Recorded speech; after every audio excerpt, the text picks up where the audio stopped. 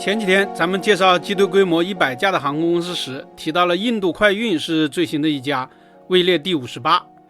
有朋友问，这家名不见经传的航空公司为啥会这么快呢？咱们今天来简单聊一聊。印度快运现在是印度的第3大航空公司，它在3月10号举行仪式，庆祝机队第100架成员正式服役。这是一架波音737 MAX 8客机，注册号 VT-BWI。要说起来，印度快运的这个成绩在一定程度上还要得益于中国航司的助攻。印度快运是印度航空的子品牌，此前属于国企，经营吊儿郎当。印度快运以前是使用清一色的波音737客机，服务很差，安全记录也不好。2020年8月，他家的一架737-800曾经在卡里普尔冲出高台跑道后坠落地面，造成了20人死亡，123人受伤。2023年，莫迪将印度航空和印度快运双双送归了塔塔集团。变身之后，印度航空和印度快运的口碑扶摇直上，安全性大幅提升。印度民航也是从那个时候开始步入了快车道。印度航空和电缆航空纷纷大买飞机，电缆航空还抛出了人类民航史上迄今为止最大的订单。印度快运现在已经敢与电缆航空贴身肉搏，在提高服务水平的同时，印度快运的机票价格也逐渐亲民。例如，在印度最繁忙的德里到孟买航线上，印度快运当前经常只卖300多元，比电缆还要便宜。塔塔集团的实力更为雄厚，他也订购了很多的飞机，并且急切的想要尽快拿到手。塔塔集团重新获得印度航空之后，将此前与马来西亚亚洲航空合营的印度亚航与它合并，这使得印度快运实力大增，机队规模一下子达到了80多架。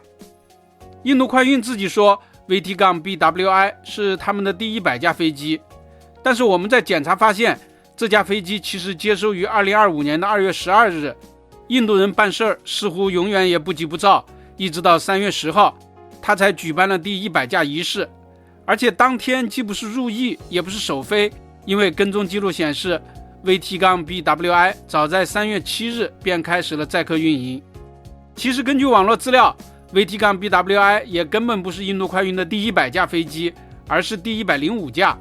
我们也搞不明白印度人为什么要把 VT-BWI 称为第100架，这个问题有点烧脑。但为什么说是中国航司在其中助攻呢？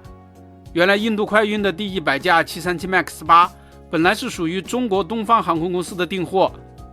与国航和南航不同，东航放弃了一批737 MAX 的订单，改为了波音787飞机。而塔塔集团瞅准了机会，抢走了这批飞机，传闻一共是25架。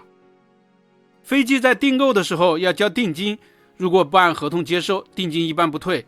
从这个角度出发，印度可能是占了中国的便宜。虽然说这笔订单后来有转化，东航或许没有定金的损失，但是从交货时间上来说，如果不是从中国订单中接手，印度快运也不会这么快的达到100架，这应该也算是一种助攻吧。网络资料显示， VT-BWI 号波音737 MAX 8客机出厂于2019年，已经在美国沙漠里躺了5年多。这批5年制新飞机最近将陆续到达印度，助力印度快运的机队规模迅速扩大。印度民航近年来非常火爆，新开航线很多，非常需要新飞机。既然得到了中国的好处，希望印度快运能够尽早开通中国航线，将优惠的亲民票价也带到中国来。本期咱们就聊到这里，下期见。